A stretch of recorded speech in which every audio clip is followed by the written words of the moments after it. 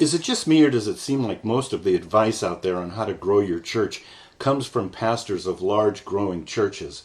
I'm hesitant to even say that because the assumption is that just because a church is a large church, that it's a growing church. That's a huge assumption. They probably at the beginning did experience some burst of growth. Almost always that is growth because of transfer growth from smaller churches. But what's the difference between a 500-member church that has remained at 500 members or 500 in attendance on Sunday morning for the past 5 years? What's the difference between that and a smaller church of 50 that has maintained 50 over the past 5 years? There's really no difference at all. This is Dave Jacobs of Small Church Pastor. I want to welcome you to episode 47 of Mini Pod with me. No fluff, just good stuff in under 5 minutes. Now, before I go any further, I want to be clear. I like pastors of small churches and pastors of large churches. I coach pastors of small churches and larger churches, but mostly small churches. I like small churches and I like large churches. We're on the same team. We're in this together. God loves our churches all the same regardless of their size. This isn't a put down what I'm about to say of big churches. In fact, if pastors of large churches changed a few of the words in the title of their articles from ways to grow your church to ways to have a healthy church, I probably wouldn't even be writing this. I often find that these articles to be helpful in the sense that the advice they give are, in my opinion, signs you would hope to find in a healthy church, but not necessarily something guaranteed that's going to make your church grow.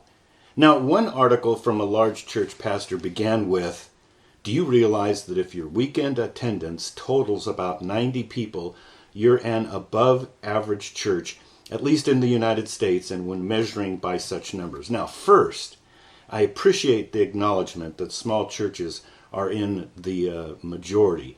Usually above average is thought of as a good thing, unless you live in North America, where bigger is always thought of as better. And with this writer, above average, although in the majority, still means that something needs to be corrected. So he's kind of throwing us a bone, those of us who pastor smaller churches, but not really. Now, second, why do we use numbers to measure a successful church at all? And let me just, pull a verse out of context, because we love to do that. But when they measure themselves by one another and compare themselves with one another, they are without understanding. 2 Corinthians 10:12. The church world's been using numbers and size as a measure of success and legitimacy ever since the church growth movement bust onto the scenes, in the 1980s. Next, that same pastor who wrote that article said, "If you're wondering what you need to do to grow, here are the 8 steps that can help you break an attendance barrier." You've heard about these barriers, haven't you? Barrier? Who said there was a barrier to break through? What if there isn't a barrier?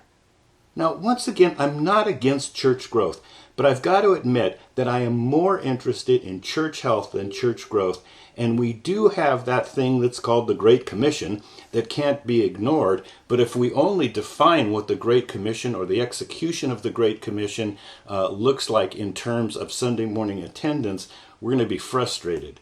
Each church needs to answer the question, what are we doing to reach new people? But for me, the right question is not, what must we do to grow? The right question is to ask, what must we do to be the healthiest and happiest small church in our town? Let that be your goal. It would be great to see more and more books, more and more conferences dealing with being a healthy small church than being a growing small church. This is me, Dave Jacobs. Thanks for stopping in again, and I'll talk to you next week.